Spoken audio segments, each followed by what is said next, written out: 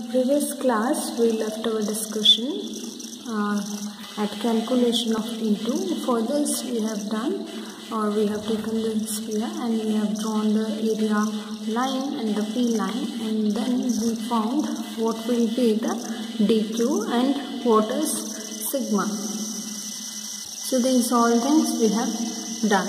So next, let us find the electric field. So electric field. So to evaluate E2, the field at O due to bond charges on the surface of the sphere we have to find. So let here what we said is ds be the surface element of the sphere. So with polar coordinates we write ds values. Then the component of polarization P normal to the polar normal to ds is P cos theta. So that we found. So therefore charge per unit area over the element ds is P cos theta. The electric field at O. So O means at the center. So electric field at O can be written as what? So it can be written as E is equals to 1 divided by 4 pi epsilon naught P cos theta ds by r square. So this is what? So this is the electric field. So electric field at O due to charge over the area ds. So here this electric field will be directed along the radius vector r. So now next, the component of the field in the direction of electric field can be written as what? E cos theta, which is equals to 1 divided by 4 pi epsilon naught P cos theta into ds divided by r square into cos theta. So this is the component of field in the direction of electric field. So electric field will be from where to where? So it will be always from positive to negative. That electric field will be always normal to the surface. So here the component of electric field in the direction of E can be written as E cos theta 1 divided by 4 pi epsilon naught P cos theta by r square into ds cos theta. So here cos theta into cos theta will give you cos square theta. So you have P cos square theta ds divided by 4 pi epsilon naught. So let me write that here. So 1 by 4 pi epsilon naught P cos square theta divided by r square into ds. So you have the electric field as P cos square theta ds divided by 4 pi epsilon naught into r square. So next, the area of the ring shaped element ds we found. So ds we got as 2 pi r square sin theta d theta. So substitute this here in the ds. What you will get? So 1 divided by 4 pi epsilon naught. So you have P cos square theta divided by r square into 2 pi r square sin theta d theta. So this is what the electric field. So it is not ds. So now here cancel the terms which are cancelable. R square will get cancelled. So you have 1 pi here gone. So 2 ones, 2 2's. So you have left with 1 by 2 P cos square theta by epsilon naught sin theta d theta. So let me write that equation here. So what we have? So we have P divided by 2 epsilon naught cos square theta sin theta d theta. So here the field E2 at O due to entire induced charge on the surface of the sphere can be given by doing the integration from 0 to pi. So for that, so here we have a diagram. So from the center of the sphere to here, it will be radius. So this is radius, and the angle which is formed here will be theta. Next you have theta here also. Next, if you draw the area element, so like this.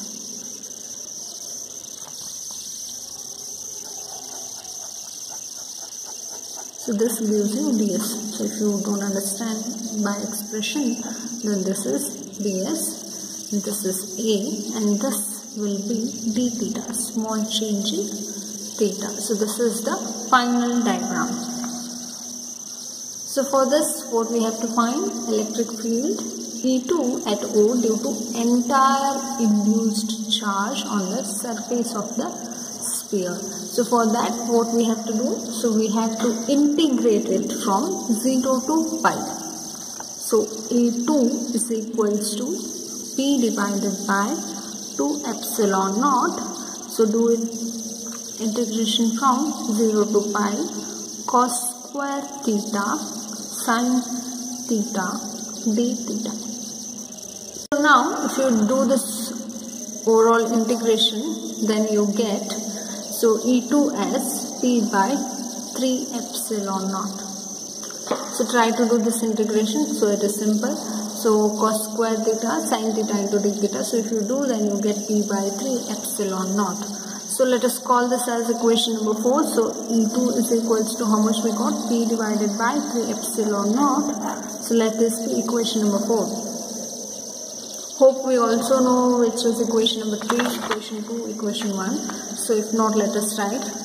So this here, so P minus P by epsilon naught is equation number 3. And here, this is equation number 2. And this is equation number 1. So we have 4 equations. So last, 4th point. So E3 is the field due to polarized molecules within the sphere, and it is 0. So E3 is the field due to the polarized molecules within the sphere is 0. Why it is 0? Because there is no contribution of charge within the sphere. So we can directly write E3 is equals to 0. So which we have written in our previous lecture. So now we have E1, E0, E1, E2, E3. And we know that EM is equals to E0 plus E1 plus E2 plus E3. So if you substitute all the 4 equations in the EM equation, then you get the final expression for EM. So EM is equals to what? E0 plus E1 plus E2 plus E3. So substitute all the 4 equations. So 4th equation is here. So E3 is equals to 0 also we have. So E2 is P by 3 epsilon naught, and E0 is D by epsilon naught, and E1 is minus D by epsilon naught. So substitute all this in the equation EM. Then you get, so E0, or what was the expression? It was D by epsilon naught plus E1 is minus P by epsilon naught. So plus E2 is P by 3 epsilon naught. So minus plus 0.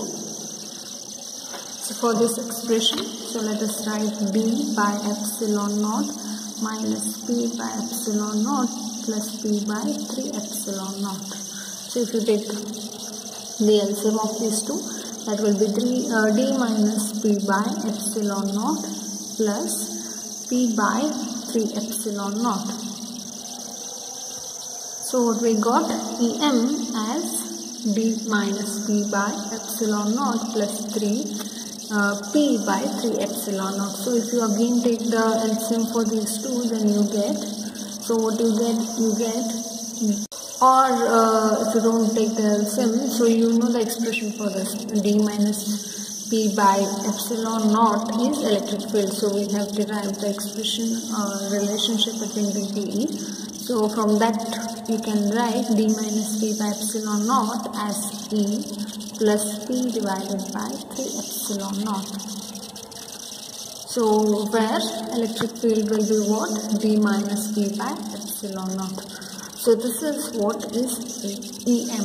And so under the action of molecular field EM, the molecules exhibit an electric moment P in the direction of field which is dependent on the field strength. So this is what the EM is.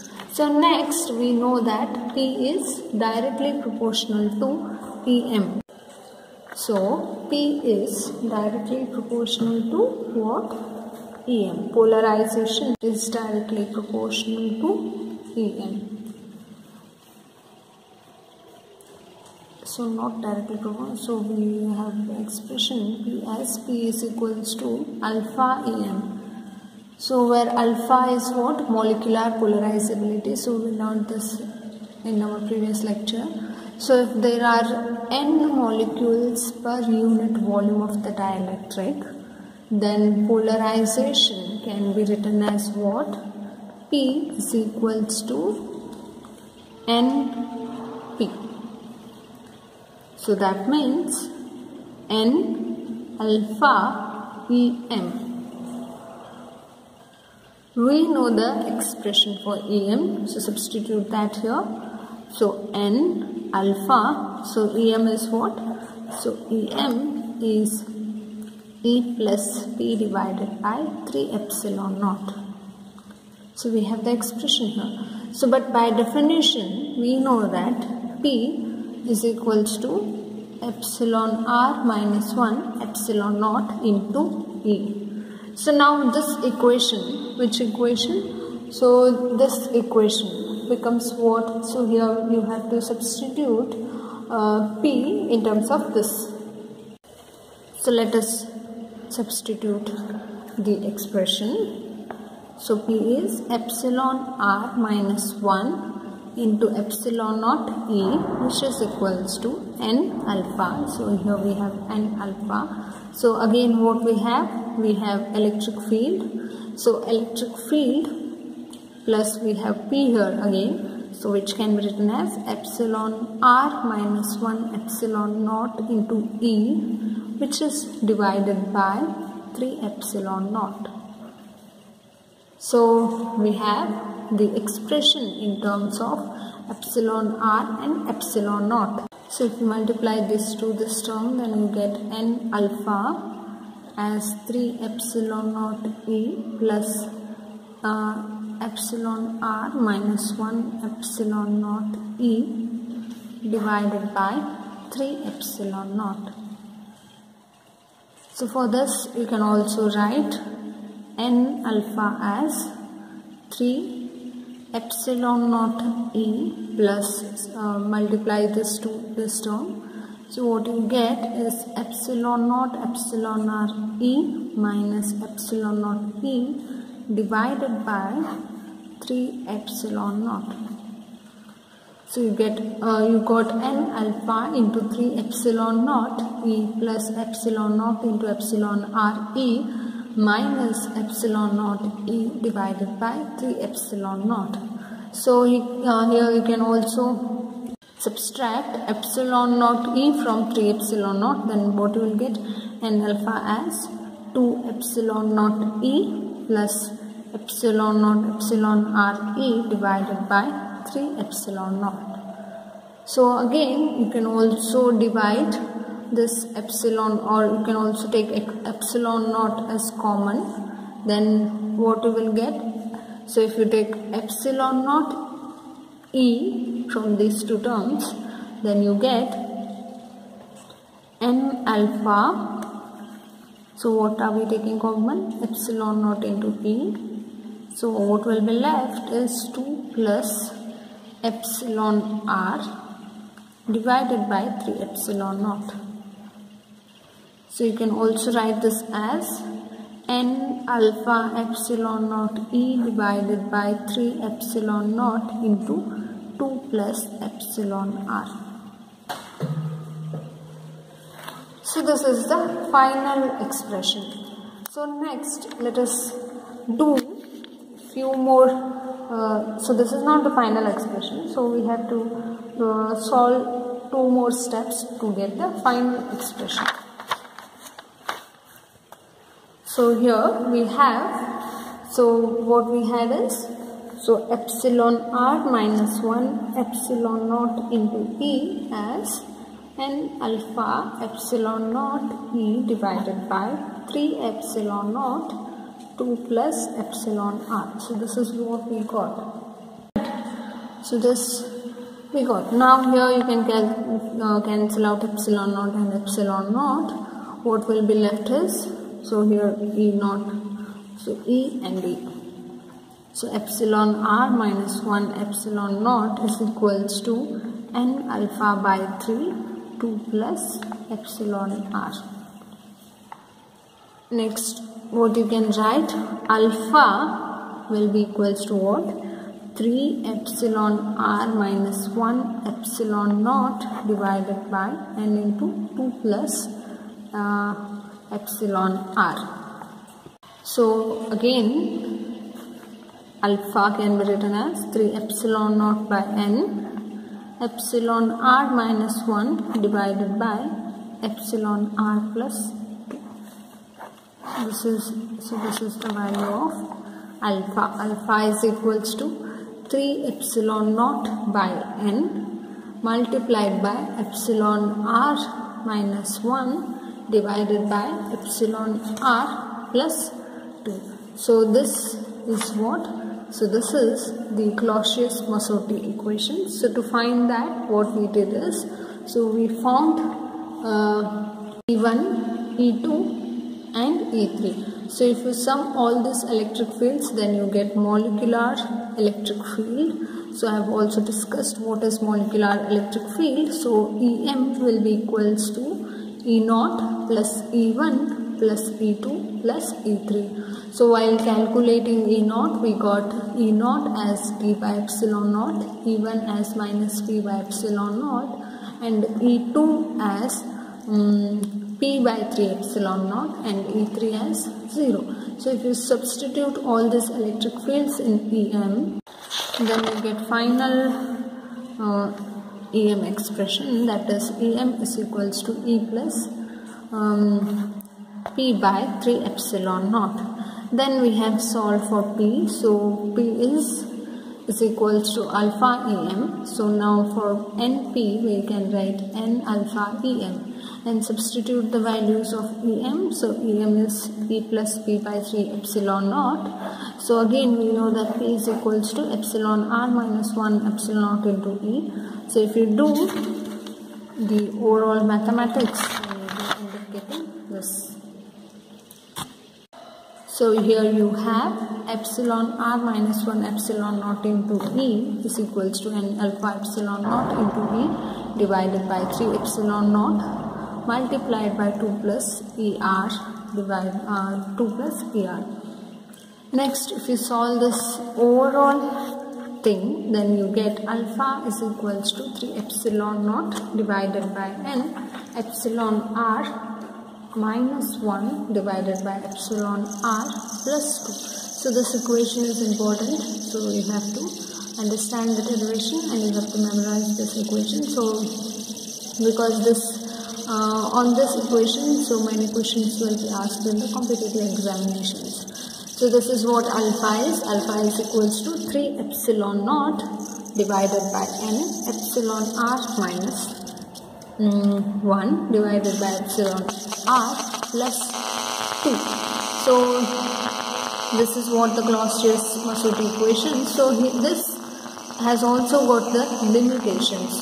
So next we will be dealing with the limitations of the Clausius-Massotti equations. So here we have limitations of the Clausius-Mosotty equation.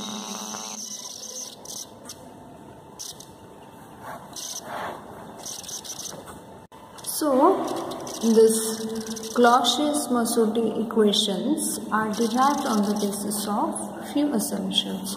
So, the first one in that is polarization is considered as proportional to the field. So, in our previous derivation, if you remember, we wrote P is equals to alpha Em. So, here we have considered polarization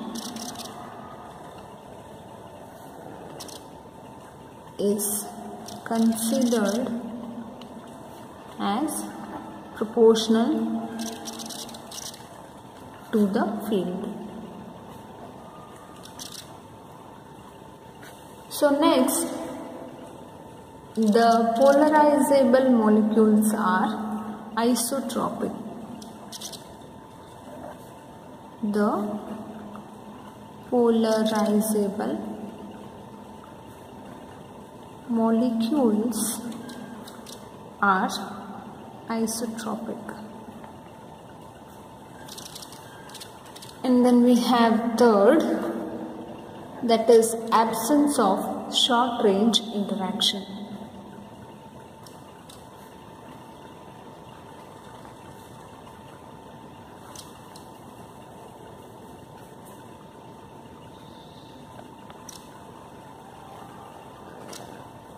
Absence of short range interactions. So these conditions are satisfied with the neutral molecules having no constant dipoles. So all these assumptions which we have taken, so assumptions or conditions which we have taken here, so all this will be satisfied for the molecules which does not have the constant dipoles. So that is non-polar molecules. So non-polar molecules does not have the constant dipoles. So the polar molecules have constant dipoles. So if you remember, we have also drawn the direction for the dipole moment of the polar and non-polar molecules. So for all these conditions to be satisfied, we need to use the non-polar molecules. So non-polar molecules does not have the constant dipoles. Thus, the equation that we have got is applicable to only what? So they are applicable to only neutral liquids, specifically gases. So this is not applicable to strong solutions or solids. So this equation will not be applicable to strong solutions or solids.